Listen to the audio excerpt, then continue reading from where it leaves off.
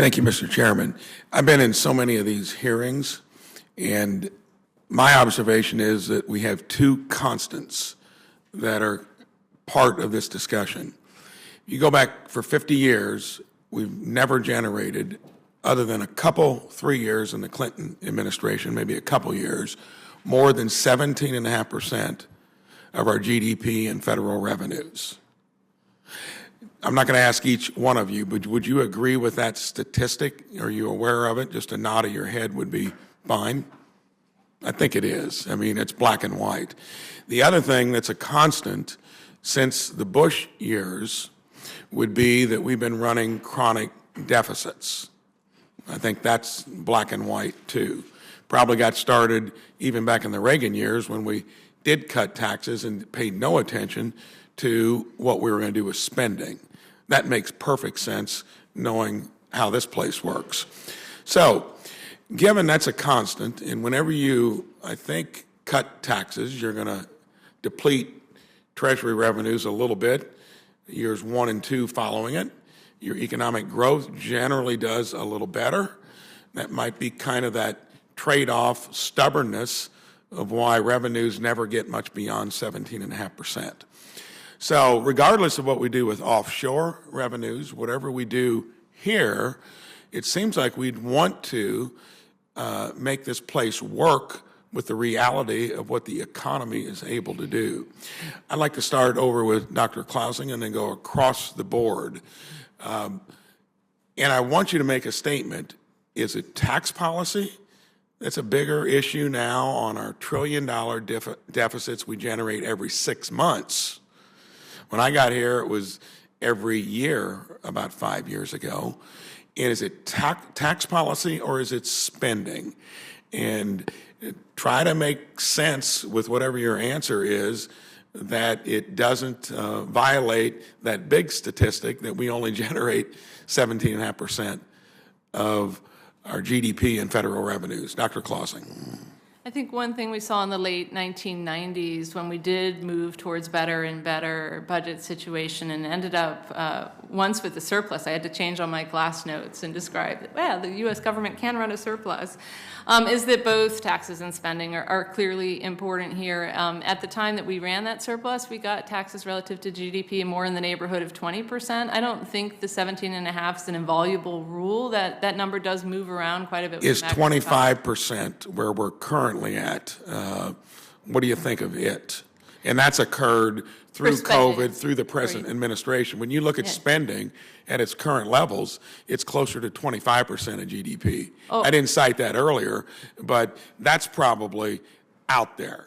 You could never raise revenues to reach that level. Would you agree with that?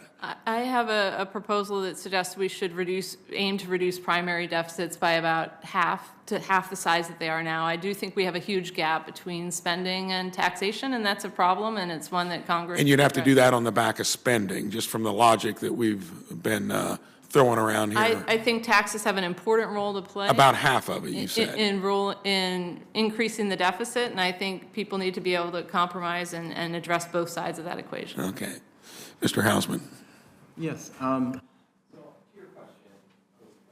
Yes, to your question. I think, for the AFL-CIO and steelworkers, we see this idea that tax policy definitely has a major factor in how we address and improve the reduced deficit. Up to what level? I agree it may I think that if you were looking at a fact that in the current situation with all our foreign affairs issues that are going on right now, the fact that we have 12 aircraft carriers that need to be out there patrolling our seas, ensuring that safe transit of goods across the global economy, that we have to ensure that there may be revenue necessary to raise to ensure that safety and security. And I think everybody would say that's a generally a statement that you can categorically disagree with, but put it in the context of running $2 trillion deficits annually. Well, I think if you raise revenue to help reduce that deficit level, you're going to improve that overall outcome. So you're with Dr. Klausing there a little bit, maybe 50-50. Yeah.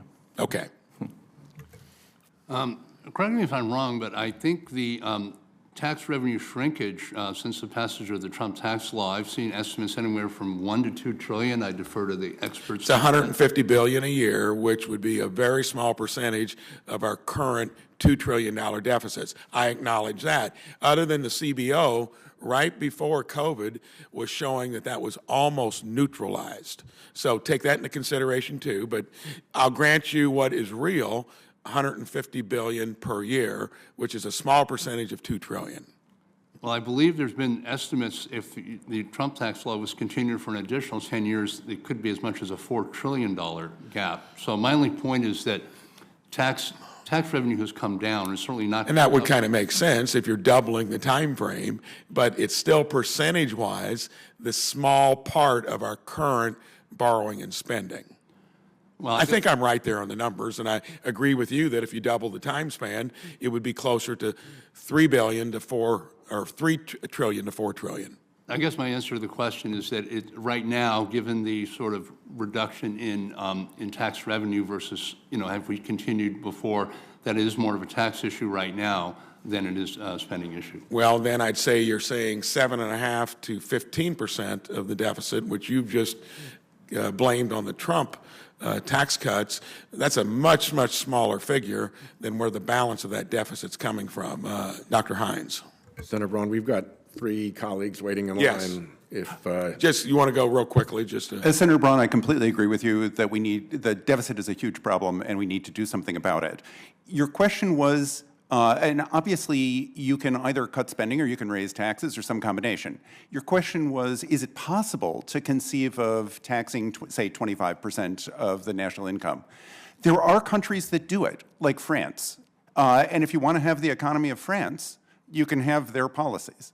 But that's what you get, is an economy like France's, which is much less affluent than ours. Thank you. Ms. Hirschfeld. Yeah, I think if you're addicted to spending, no amount of revenues will be able to make. I'd say you hit it right on the head. Thank you. Senator